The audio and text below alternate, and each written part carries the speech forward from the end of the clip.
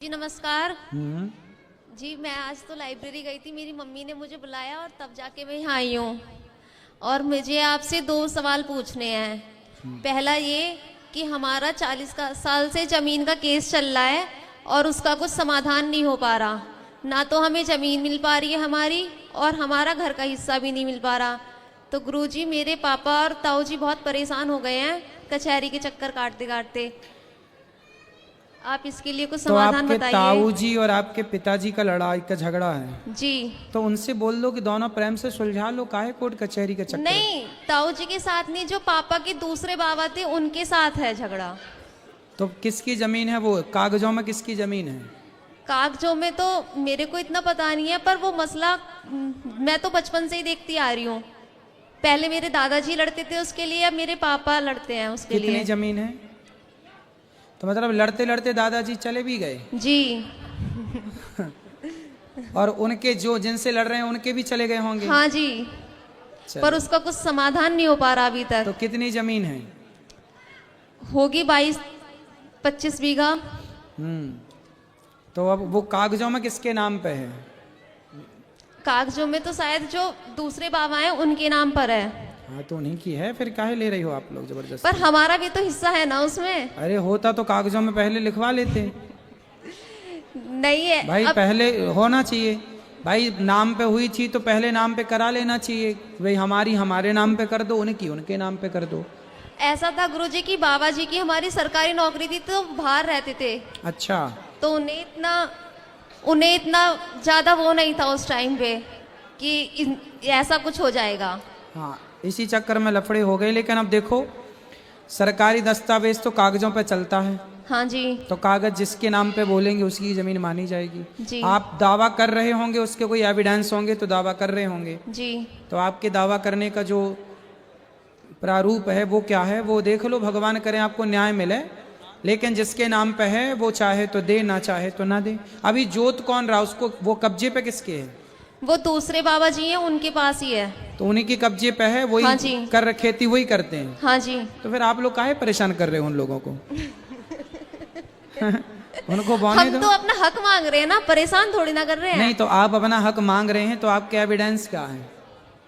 किस आधार पर मांग रहे हैं? आप इस पांडाल को कह दो कि ये हमारा, भाई हमें भी हक चाहिए इसका, ये जमीन हमारी है, कह देने से थोड़ी होता बेटा। हाँ जी। सरकारी एविडेंस क्या कहते? यदि बंटवारा हुआ था तो बंटवारा नामा होना चाहिए। हाँ एक जी। बंटवारा नामा होता है जी। है ना? उस बंटवारे नामे में क्या नाम है, यदि नाम उसमें भी है तो वो भी एविडेंस माना जाएगा। जी। तो इस तरह से काम करना चाहिए, विवाद की स्थिति नहीं पैदा करना चाहिए। जी। उनकी गलती है तो वो आपको दे दें, आपकी गलती है तो आप उनको, या फिर 50-50 कर लो, आधा आधा कर लो। जी। आधे आधे में तैयार नहीं है? नहीं, वो तैयार नहीं होते। हाँ तो उनकी पूरी है तो वो आधा भी क्यों दें? नहीं गुरुजी, पूरी नहीं है, हमारे साथ बेईमानी हुई है। किसने की है? उन्हीं लोगों ने। तो चलो, तब तो वो बेईमानी करने वाले और चले निपट गए सब। जी। अब काहे आप लोग परेशान हो रहे हो? दोनों बैठ के सुलझ लो, काहे उलझ रहे हैं? जी। अभी एक पीढ़ी तो गुजर गई है, पता नहीं और कितने आगे चलेगा वो केस। हाँ जी। कितने साल हो गए? 40 साल में अभी कोई समझौता नहीं हुआ। नहीं जी। तो वो आपके पास कोई एविडेंस नहीं है, इसलिए नहीं हो पा रहा। हाँ जी। और गुरुजी, मेरा एक और सवाल है। मुझे 4 साल हो गए सरकारी नौकरी की तैयारी करते करते, पर उसमें मेरा हो ही नहीं पा रहा किसी में भी। तो कुछ बिजनेस करने का सोचा है? नहीं, मुझे सरकारी नौकरी ही चाहिए। बस हमें तो नौकर ही बनना है, बस हमें मालिक थोड़ी बनना है। हम बिजनेस, हम नौकरी देने वाले थोड़ी बनेंगे, हम तो नौकरी लेने वाले बनेंगे। इतना आप कितना पढ़ी हो? मेरी बीकॉम एमकॉम कंप्लीट है। इतना पढ़ के भी नौकर क्यों बनना है? अरे जब पढ़ी हो तो नौकर क्यों बनना? मालिक बनो ना, नौकरियां देने वाले बनो। क्यों नौकरी लेना है आपको? लड़कियां तो बिजनेस कर रही हैं। जी गुरुजी। फिर आपको तो नौकर बनना, हमें नहीं, नौकरी चाहिए बस। बिजनेस क्यों नहीं करना है? बिजनेस कर लोगी तो उतनी, जितनी खेती के लिए लड़ रही हो ना, वो खेती 1 साल में यदि बिजनेस चल गया तो उतनी खेती 1 साल में आ जाएगी। जी। और नौकरी करोगी तो सारी जिंदगी मर जाओगी, उतनी जमीन नहीं इकट्ठी कर पाओगी। इसलिए मालिक बनो, नौकर क्यों बनना है? आप लोगों ने पता नहीं क्या पढ़ लिया, नौकर बनना है सबको, मालिक बनना ही नहीं है। जब सोची 4 साल आपने नौकर बनने के लिए खो दिए, काश 4 साल मालिक बनने के लिए मेहनत किया होता तो आप सफल बिजनेसमैन होती, कोई बढ़िया काम कर रही होती। लेकिन नहीं, सोच बस वहीं जाएगी नौकर बनने की तरफ। जी। चाणक्य ने चंद्रगुप्त को नौकर बनाया था कि मालिक? नौकर। हाँ, मुझे नहीं पता। नहीं पता, इसलिए पता करना चाहिए। इतिहास के पन्ने उलट पुलट के देखना चाहिए। सम्राट बनाया, सम्राट। हाँ। चंद्रगुप्त राजा बने। क्या बने? राजा। राजाओं के राजा सम्राट बने। फिर वो तुम्हें चाणक्य ने पढ़ाया तो मालिक बनाया, सम्राट बनाया, और तुम पता नहीं क्या पढ़ के नौकर बनने की जिद कर रही हो। जी गुरुजी, अब नहीं करूंगी।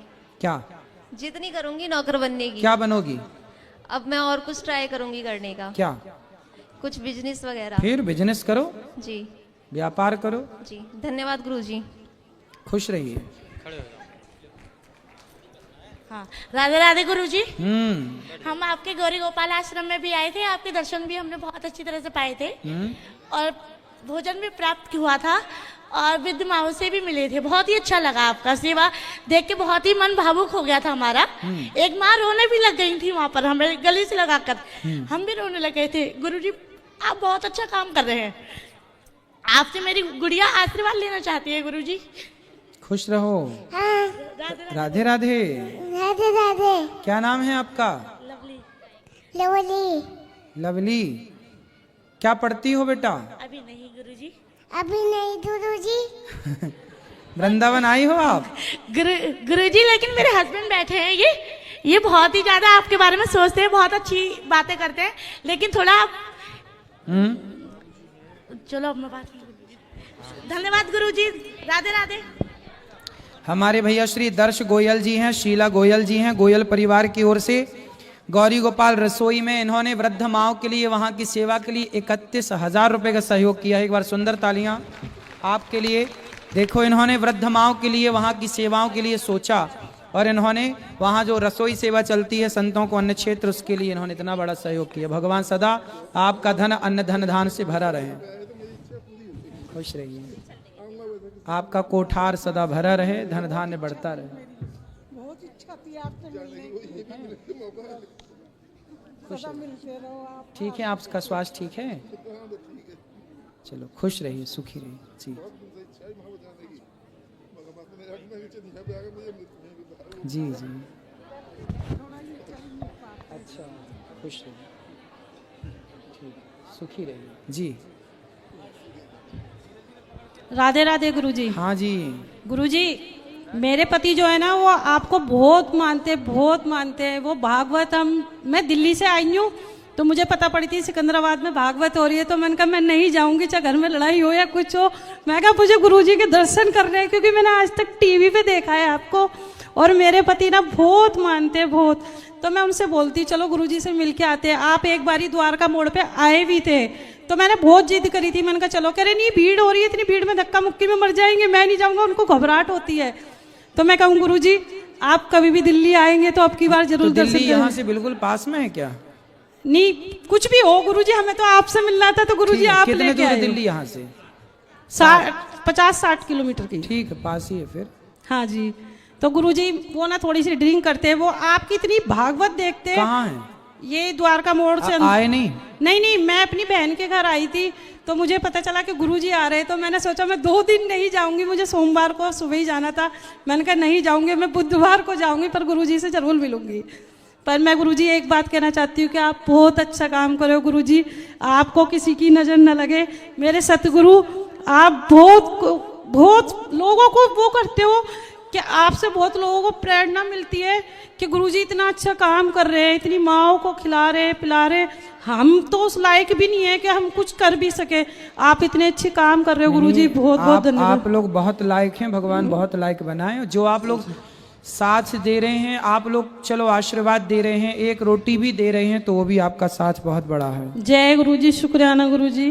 खुश रहिए। और जैसे हम बोलते हैं ना कि मैं गुरुजी के पास जाऊंगी, तो कहेंगे नहीं कोई जरूरत नहीं है, घर में टीवी पे आते हैं गुरुजी, वो देखो। मैंने कहा नहीं, आज तो मेरा बिल्कुल मन था कि मैं चाहे कुछ भी हो जाए पर सिकंदराबाद में गुरुजी को देख के जाऊंगी। मैंने भैया से बोला मुझे अंदर जाना है, कह रहे नहीं उन भैया से पूछ लो। मैंने कहा गुरुजी है ना साथ, अपना आप लेके जाइए, ठाकुर जी बैठे हुए हैं ना। ठीक, बिना रुके अंदर आ गई मैं। जय गुरुजी। खुश रहिए। और किसका सवाल? ठीक है गुरुजी। राधे राधे। गुरुजी, हमने एक गाय पाल रखी, तो वो देसी तो है नहीं, तो उसकी मानता देसी के बराबर है?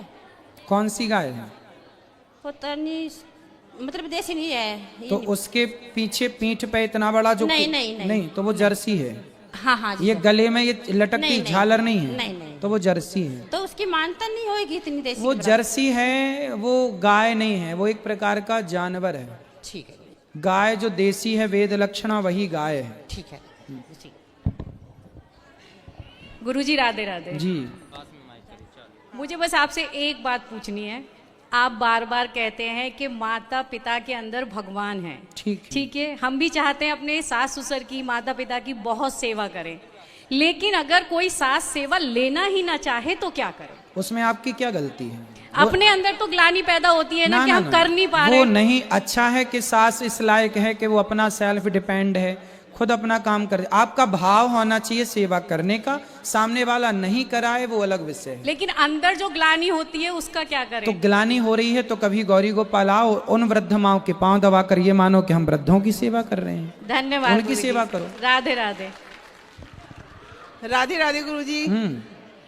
मेरे हस्बैंड ना पहले केवल न्यूज देखते थे टीवी पर, उन्हें इतना शौक है आए सारे दिन न्यूज, लेकिन जब से एक बार उन्होंने आपकी कथा देखी है तब से सारे दिन सिर्फ कथा ही चलती रहती है। 3 बजे आएंगे और 3 बजे से रात के 9 बजे तक सिर्फ आपका ही प्रोग्राम देखते हैं। वो बहुत अच्छा लगता है। कहाँ से हैं? कहाँ से हैं? यही सिकंदराबाद से ही हैं। तो वो आपके हस्बैंड हैं कि पति हैं? पति हैं, पति हैं सर। अच्छा, हाँ, वो गुरुजी। आए नहीं कथा में? आए हैं, आपके दर्शन के लिए आए हैं, पीछे हैं। बिल्कुल। वो जरूर आते, ऐसे तो हो ही नहीं सकता। डेली आएंगे आपको देखने के लिए, आपके दर्शन के आप लिए। भी आइए हाँ, वृंदावन। मैं- गौरी गोपाल, ठीक है। गौरी गोपाल आए आप लोग? गौरी गोपाल तो नहीं आए हैं, वृंदावन तो गए हैं। तो गौरी गोपाल आएंगे, अब की बार जरूर आएंगे। धन्यवाद गुरु। खुश रहिए। गुरुजी राधे राधे। गुरुजी मेरी एक चाह है, वो पूरी हो जाएगी? क्या हरिद्वार में श्रीमद् भागवत करवानी है आपसे। हो जाएगी, क्यों नहीं होगी? समय कितना लगेगा गुरुजी? समय कब लगेगा ये तो भगवान जाने। वृंदावन में करा लो ना, वृंदावन तो होती ही रहती हर की है। पौड़ी के लिए जी ख्वाहिश है। ठीक है, आपकी बात अच्छी है, पर वृंदावन में करा सकते हैं। एक ही बात है। एक ही बात तो है, भगवान के धाम वो भी धाम है, ये भी धाम है। वृंदावन धाम वो है जहाँ भगवान स्वयं प्रकट भये। हाँ जी। तो इसलिए भगवान की भूमि है वृंदावन, वहाँ भी करा सकते हैं। और जैसे मैंने वहीं के लिए बोल रखी है, हर की पौड़ी के लिए, तो फिर वहाँ करा लेना। पर वहाँ के लिए कब संयोग बनेगा ये तो भगवान जाने। जी जी। धन्यवाद गुरुजी। जय श्री राधे।